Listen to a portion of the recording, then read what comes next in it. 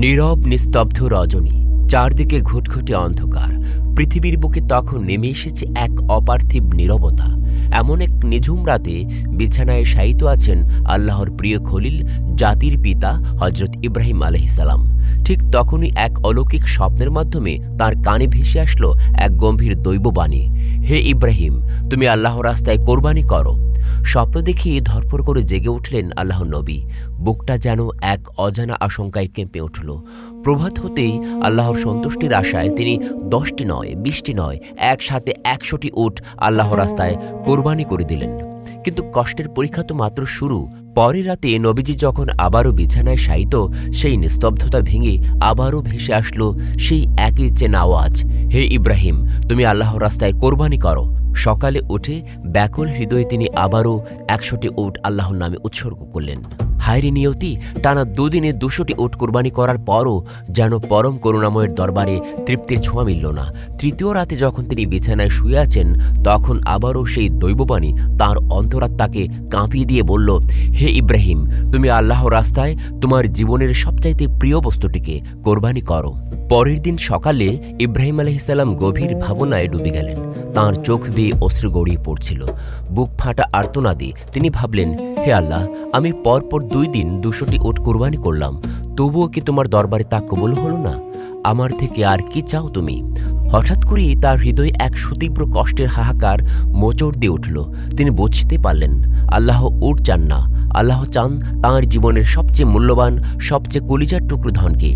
যার বয়স যখন 86 বছর, জীবনের শেষ প্রান্তে এসে চুল দাড়ি যখন পেকে সাদা হয়ে গেছে, তখন এক ফোঁটা বৃষ্টির মতো তাঁর কোল আলো করে এসেছিল পরম আদরের সন্তান হজরত ইসমাইল আলাইহিসসালাম।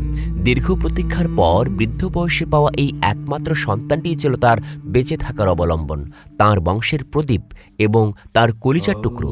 ভাবুন একবার, যে সন্তানের চেহারার দিকে তাকালে বৃদ্ধ বাবার সব কষ্ট দূর হয়ে যেত, আজ সেই সন্তানকে নিজের হাতে জবেহ করতে হবে। বুকটা ফেটে চৌচির হয়ে যাচ্ছিল এক বাবার। কিন্তু এত কষ্টের মাঝেও আল্লাহর প্রতি ভালোবাসার জয় হলো। হজরত ইব্রাহিম আলাইহিসসালাম চোখ ভরা জল আর কম্পিত হৃদয়ে ধীর সংকল্প করলেন, হে রাব্বুল আলামিন, এটাই যদি তোমার অভিপ্রায় হয়, এই ইসমাইল যদি তোমার দেওয়া আমানত হয়ে থাকে, তবে তোমার ভালোবাসার কাছে বাবার ভালোবাসা আজ তুচ্ছ। আমি আমার কলিজার টুকরো ইসমাইলকে তোমার রাস্তায় উৎসর্গ করতে একটুও পিছপা হব না।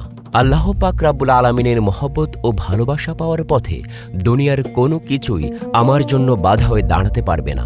এরপর আল্লাহর নবী হজরত ইব্রাহিম আলাইহিসসালাম তার একমাত্র পুত্র ইসমাইলকে আল্লাহর রাস্তায় কোরবানি করার জন্য দৃঢ় সংকল্প করলেন। যেই ভাবা সেই কাজ। ইব্রাহিম আলাইহিসসালাম তার সন্তান বালককে ইসমাইলকে ডেকে বললেন, হে বৎস, তুমি গোসল করে সুন্দর সুসজ্জিত কাপড় পরে তৈরি হয়ে নাও, আমি তোমাকে একটি দাওয়াতে নিয়ে যাব। শিশু ইসমাইল আলাইহিসসালাম ছোটবেলা থেকেই আত্মীয় স্বজন ও পিতার মহব্বত ছাড়াই লালিত পালিত হয়েছিলেন। ছোটবেলা থেকেই পিতা তার সাথে ছিল না। যখন বালক ইসমাইল আলাইহিসসালাম শুনলেন পিতা তাকে নিয়ে এক জায়গায় দাওয়াতে যাবেন, বালক ইসমাইল মনের আনন্দে নেচে উঠল। তখন তিনি মাতা হাজেরার কাছে গিয়ে বললেন, আম্মাজান, আপনি কি শুনছেন? আব্বাজান আমাকে কি বলছে? আমাকে নিয়ে তিনি নাকি এক জায়গায় দাওয়াত খেতে যাবে। ও আম্মাজান, আপনি তাড়াতাড়ি করে আমাকে গোসল করিয়ে দিন, আমাকে উত্তম পোশাক সজ্জিত করে দিন, আমি আব্বার সাথে দাওয়াত খেতে যাব। তখন ইসমাইল আলাইহিসসালাম বললেন, আমার যে আর তর সইছে না। বিবি হাজিরা বললেন, সত্যি কি তিনি তোমাকে নিয়ে দাওয়াত খেতে যাবেন? হজরত ইসমাইল আলাইহিসসালাম বললেন, আপনি তাকে জিজ্ঞেস করে দেখুন না।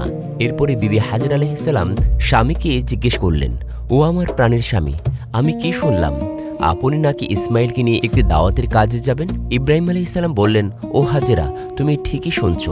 ইসমাইলকে গোসল করিয়ে সুন্দর পোশাক পরিয়ে সুসজ্জিত করে দাও, আমি তাকে নিয়ে এক দাওয়াতে যাব। এখানে খুবই গুরুত্বপূর্ণ একটি কথা।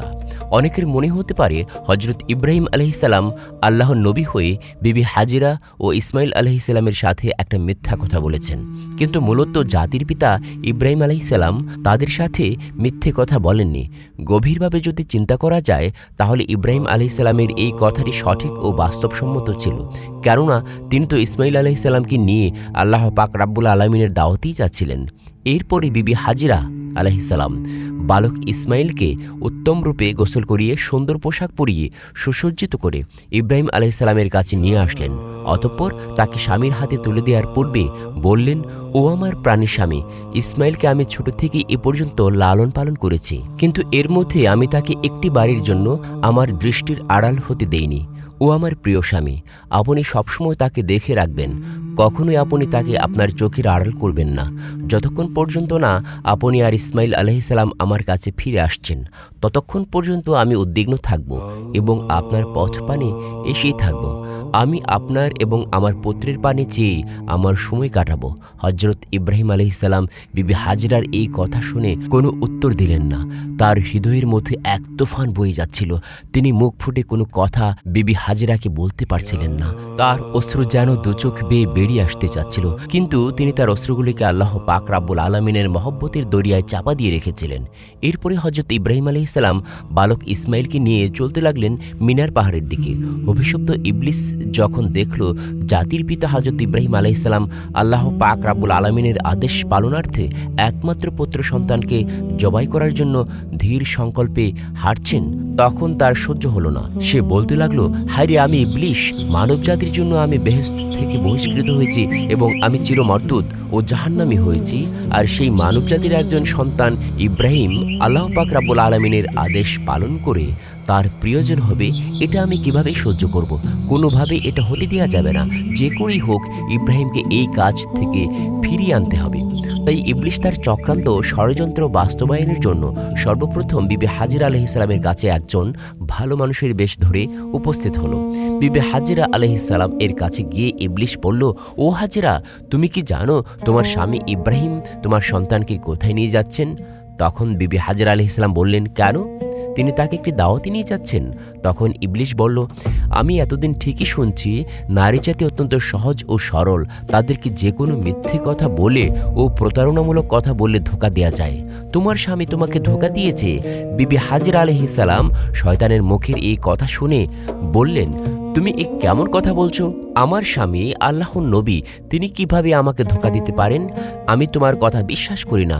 আর সত্যি করে বলো তো, তুমি কে? কি উদ্দেশ্যে আমার স্বামীর বিরুদ্ধে তুমি আমাকে প্ররোচিত করছো? তুমি এখনই আমার কাছ থেকে দূর হয়ে যাও।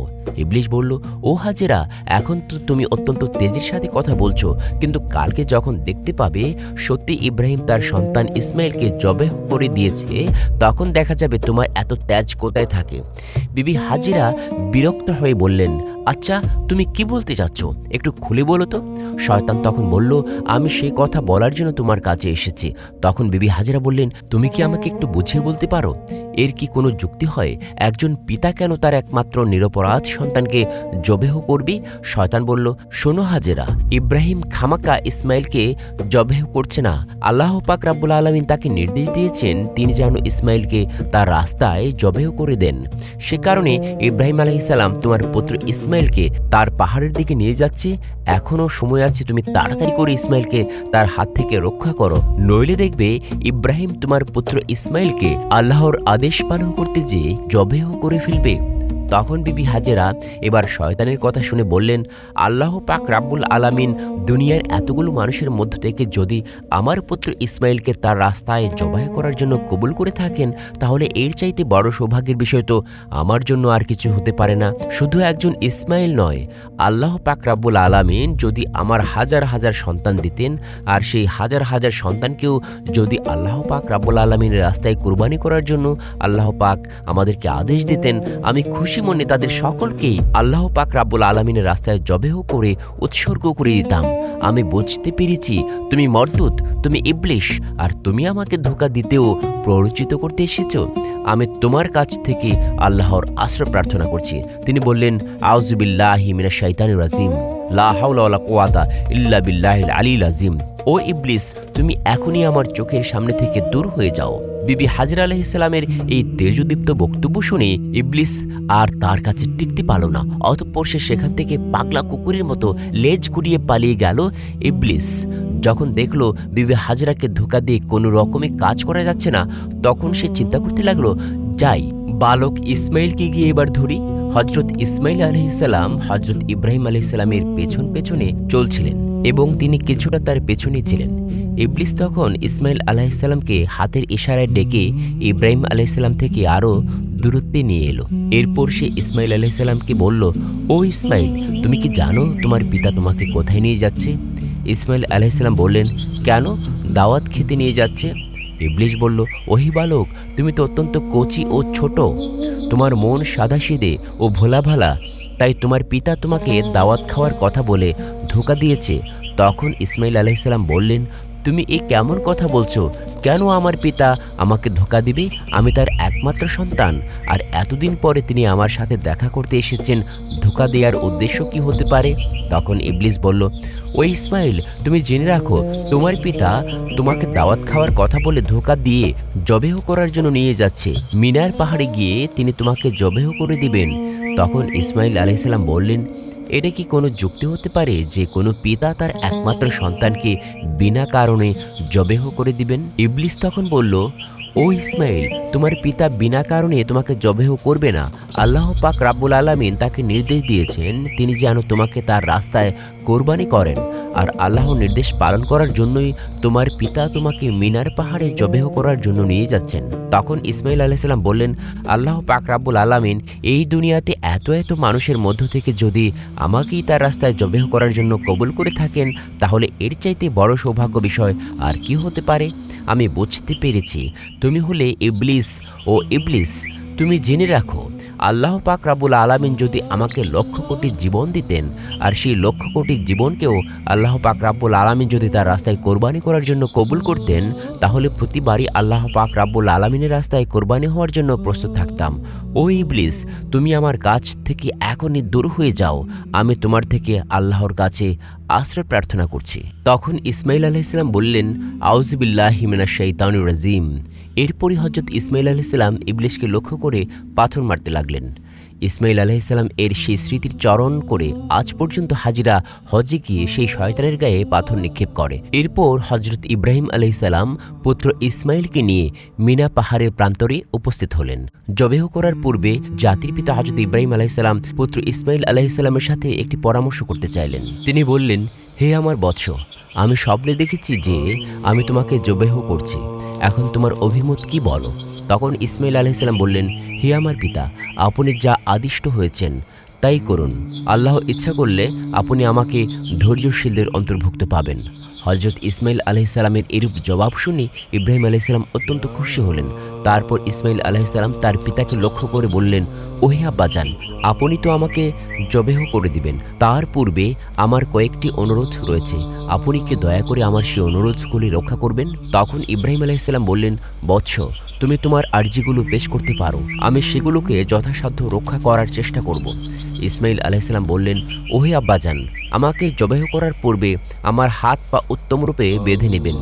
দেখা যায় জবেহ করার সময় জীবজন্তুগুলো তাদের হাত পা ছোড়াছুড়ি করে, তেমনইভাবে মৃত্যু যন্ত্রণা সহ্য করতে না পেরে আমিও যদি আমার হাত পাগুলো ছোড়াছুড়ি করি, তা যদি আপনার শরীরে লেগে যায়, এতে আমার বেয়াদবি হবে, আর আমি চাই না মৃত্যুর পূর্বে আমার পিতার সাথে বেয়াদবি করি। অতএব হে আব্বাজান, আপনি আমার এই অনুরোধ রক্ষা করবেন। আর দ্বিতীয় হলো, আমাকে জবেহ করার সময় আপনি আমার চক্ষুদয় ভালোভাবে কাপড় দ্বারা বেঁধে নেবেন, কেননা জবেহ করার সময় যদি আমার দৃষ্টি আপনার চেহারায় পড়ে, তাহলে আমার প্রতি আপনার দয়া আপনার জবেহের কাজে ব্যাঘাত সৃষ্টি করতে পারে। আমি চাই না আমার চেহারার কারণে আপনি আল্লাহ পাক রাব্বুল আলামিনের আদেশ পালন করতে কোনোরূপ বাধার সম্মুখীন হন।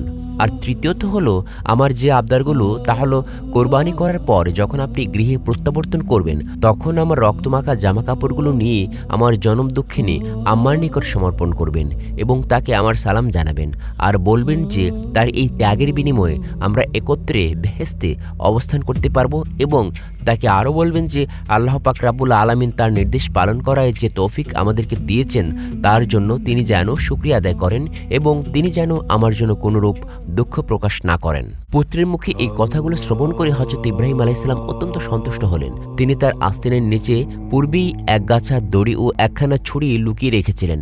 তারপর তিনি সেই দড়ি বের করে হযরত ইসমাইল আলাইহিসসালামের হাত ও পা ভালোভাবে বেঁধে নিলেন। এরপর তার চোখে একখানা কাপড় দিয়ে বেঁধে নিলেন। তারপর হযরত ইসমাইল আলাইহিসসালামকে জবেহ করার জন্য মাটিতে শুইয়ে দিলেন। জাতির পিতা হযরত ইব্রাহিম আলাইহিসসালাম হাতে ছুরি নিয়ে প্রস্তুত রয়েছেন। জবেহ করবেন তার একমাত্র সন্তান ইসমাইলকে। তিনি এর মাধ্যমে চাচ্ছেন আল্লাহর আদেশ পালন করতে। তিনি সংকল্প করেছেন যে আল্লাহর আদেশ পালন করতে তাকে পৃথিবীর কোনো শক্তি বাধা দিতে পারবে না। পিতা তার পুত্রের গলায় ছুরি চালিয়ে দিবেন আল্লাহর প্রেম ও মহব্বতের মাতোয়ারা হয়ে। এই দৃশ্য দেখে আসমান ও জমিনের ফেরেশতারা প্রকম্পিত হয়ে যাচ্ছে। তারা আল্লাহর তাসবিহ ও পবিত্রতা ঘোষণা করে যাচ্ছে। এরপরে হযরত ইব্রাহিম আলাইহিসসালাম পুত্র ইসমাইলের গলায় ছুরি চালাতে যাবেন। এমন সময় আল্লাহ পাক রাব্বুল আলামিন ছুরিটিকে নির্দেশ দিলেন, হে ছুরি, খবরদার তুই ইসমাইলের গলায় একটি পশমও কাটিস না। তুই যদি ইসমাইলের গলার একটি পশমও কাটিস তাহলে তোর জন্য আমি জাহান্নামের আগুনকে অবধারিত করে দেব। তারপর হযরত ইব্রাহিম আলাইহিসসালাম বিসমিল্লাহ বলে পুত্র ইসমাইলের গলায় ছুরি চালিয়ে দিলেন। কিন্তু ছুরি তো পূর্বে আল্লাহর নির্দেশ পেয়েছে। সে আল্লাহর ভয়ে ভীত হয়ে ইসমাইল আলাইহিসসালামের গলায় একটি পশমও কাটল না। ইব্রাহিম আলাইহিসসালাম বারবার ইসমাইল আলাইহিসসালামের গলায় ছুরি চালাচ্ছেন, কিন্তু কোনো রূপেই তিনি তার গলা কাটতে সক্ষম হচ্ছিলেন না। তখন হযরত ইসমাইল আলাইহিসসালাম তার পিতাকে বললেন, আব্বাজান, আপনি সম্ভবত আমার স্নেহের প্রভাবে প্রভাবিত হয়ে জোরে ছুরি চালাতে সক্ষম হচ্ছেন না। ও আব্বাজান, আপনি আপনার গায়ের সমস্ত শক্তি দিয়ে ছুরি সঞ্চালন করুন। আমরা যদি আল্লাহ পাক রাব্বুল আলামিনের আদেশ পালনে ব্যর্থ হই তাহলে আমাদের দুজনকেই জবাবদিহি করতে হবে। ইসমাইল আলাইহিসসালামের এই কথা শুনে পুনরায় হযরত ইব্রাহিম আলাইহিসসালাম তার গায়ের সমস্ত শক্তি দিয়ে ইসমাইল আলাইহিসসালামের গলায় ছুরি চালাতে লাগলেন। কিন্তু তারপরেও ছুরি হযরত ইসমাইল আলাইহিসসালামের পশমও কাটতে পারল না। অনেকক্ষণ ধরে এভাবে ছুরি চালানোর পরেও হযরত ইব্রাহিম আলাইহিসসালাম একেবারে বিরক্ত হয়ে গেলেন। তারপর তিনি সজোরে ছুরিটিকে একদিকে নিক্ষেপ করলেন, আর সেই ছুরি গিয়ে লাগলো একটি পাথরের গায়ে। সাথে সাথে পাথরটি দ্বিখণ্ডিত হয়ে গেল। ইব্রাহিম আলাইহিসসালাম চক্ষু খুলে দেখলেন ছুরির আঘাতে পাথর দ্বিখণ্ডিত হয়ে গেছে। অতঃপর তিনি আবার ছুরিটিকে হাতে নিলেন। এরপর আল্লাহর নামে পুনরায় তিনি হযরত ইসমাইল আলাইহিসসালামের গলায় ছুরি চালাতে যাবেন। এমন সময় আল্লাহ পাক রাব্বুল আলামিন হযরত জিবরাইল আলাইহিসসালামকে হুকুম দিলেন, ওহে জিবরাইল, তুমি বেহেশত থেকে একটি দুম্বাকে নিয়ে যাও আর ইসমাইলকে সরিয়ে তার জায়গায় বেহেশতি দুম্বাটি রেখে দাও। হযরত জিবরাইল আলাইহিসসালাম চোখের পলকে বেহেশত থেকে একটি দুম্বা নিয়ে আসলেন। প্রিয় দর্শক, এখানে একটি কথা বলে রাখি, এই দুম্বাটি ছিল হযরত আদম আলাইহিসসালামের নেক সন্তান হাবিলের কোরবানিকৃত দুম্বা, যেটি আল্লাহ পাক রাব্বুল আলামিন এতদিন বেহেশতে সংরক্ষণ করে রেখেছিলেন। তারপর হযরত জিবরাইল আলাইহিসসালাম ইসমাইল আলাইহিসসালামকে সরিয়ে ইব্রাহিম আলাইহিসসালামের ছুরির নিচে সেই বেহেশতি দুম্বাটি রেখে দিল। আর ওদিকে হযরত ইব্রাহিম আলাইহিসসালাম ছুরি চালিয়ে দিলেন। সাথে সাথে বেহেশতি দুম্বাটি কোরবানি হয়ে গেল। হযরত ইব্রাহিম আলাইহিসসালাম মনে করলেন তার পুত্র ইসমাইলকে কোরবানি করে দিয়েছেন। কোরবানি সম্পন্ন হওয়ার সাথে সাথে হযরত ইব্রাহিম আলাইহিসসালাম বললেন, আলহামদুলিল্লাহ, আলহামদুলিল্লাহ। তারপর তিনি তার চক্ষু খুলে দেখলেন ইসমাইল তো তার পাশেই দাঁড়িয়ে আছেন, কোরবানি হয়ে গেছে একটি বেহেশতি দুম্বা। এই দৃশ্য দেখে হযরত ইব্রাহিম আলাইহিসসালাম আল্লাহর ফেরেশতা জিবরাইল আলাইহিসসালামকে জিজ্ঞাসা করলেন, হে ভাই জিবরাইল, আল্লাহ পাক রাব্বুল আলামিন কি তবে আমার কোরবানি কবুল করেননি? কেন আমি আমার পুত্র ইসমাইলকে কোরবানি করতে সক্ষম হলাম না? হযরত জিবরাইল আলাইহিসসালাম বললেন, হে ইব্রাহিম, আল্লাহ তাআলা আপনার প্রতি সন্তুষ্ট হয়েছেন। আপনি তার নির্দেশ পালন করতে গিয়ে স্বীয় পুত্রকে কোরবানি করতে উদ্যত হয়েছিলেন এবং আপনার পুত্র যেভাবে আল্লাহর নির্দেশ মান্য করে স্বীয় প্রাণ তার রুহে উৎসর্গ করতে প্রস্তুত হয়েছিলেন, তাতে আল্লাহ পাক রাব্বুল আলামিন আপনাদের পিতা ও পুত্রের উভয়ের উপরে অত্যন্ত সন্তুষ্ট হয়েছেন। তিনি আপনাদের উভয়কে পরীক্ষা করেছিলেন এবং আপনারা সেই পরীক্ষায় উত্তীর্ণ হয়েছেন। তাই আল্লাহ পাক রাব্বুল আলামিন আপনার উপর সন্তুষ্ট হয়ে বেহেশত থেকে একটি দুম্বা প্রেরণ করেছেন, আর সেই দুম্বাটিকে আপনি কোরবানি করেছেন। হযরত জিবরাইল আলাইহিসসালামের মুখ থেকে এই কথা শ্রবণ করে হযরত ইব্রাহিম আলাইহিসসালাম পুনরায় আল্লাহ পাক রাব্বুল আলামিনের শুকরিয়া আদায় করলেন। আল্লাহ পাক রাব্বুল আলামিন হযরত ইসমাইল আলাইহিসসালামকে কোরবানি দেওয়ার সর্বশেষ পরিস্থিতির উপরেও আল কোরআনে উল্লেখ করেছেন। অতঃপর তারা যখন উভয়ে আল্লাহ পাক রাব্বুল আলামিনের আনুগত্য প্রকাশ করল এবং ইব্রাহিম তার পুত্রকে জবেহ করার জন্য কাঁচ করে শায়িত করল, আর তখনই আমি তাকে আহ্বান করে বললাম, হে ইব্রাহিম, তুমি তোমার স্বপ্নের আদেশ সত্যি পালন করলে, আর এভাবেই আমি সৎকর্মপরায়ণদেরকে পুরস্কৃত করে থাকি। নিশ্চয়ই এটা ছিল একটা স্পষ্ট পরীক্ষা, আর আমি তার পরিবর্তে এক পুষ্ট জন্তু জবেহ করেছিলাম। আমি তা পরবর্তীদের জন্য নির্দেশ করে রেখেছি, ইব্রাহিমের উপর শান্তি বর্ষিত হোক। এভাবেই আমি সৎকর্মপরায়ণদের পুরস্কৃত করে থাকি। প্রিয় দর্শক, এই ছিল হযরত ইব্রাহিম আলাইহিসসালাম কর্তৃক তার পুত্র ইসমাইল আলাইহিসসালামকে কোরবানি দেওয়ার কাহিনী। আল্লাহ পাক রাব্বুল আলামিন জাতির পিতা হজরত ইব্রাহিম আলাইহিসসালামের এই ত্যাগ তিতিক্ষা ও আল্লাহর প্রেম থেকে আমাদেরকেও শিক্ষা লাভ করার তৌফিক দান করুন। আমিন।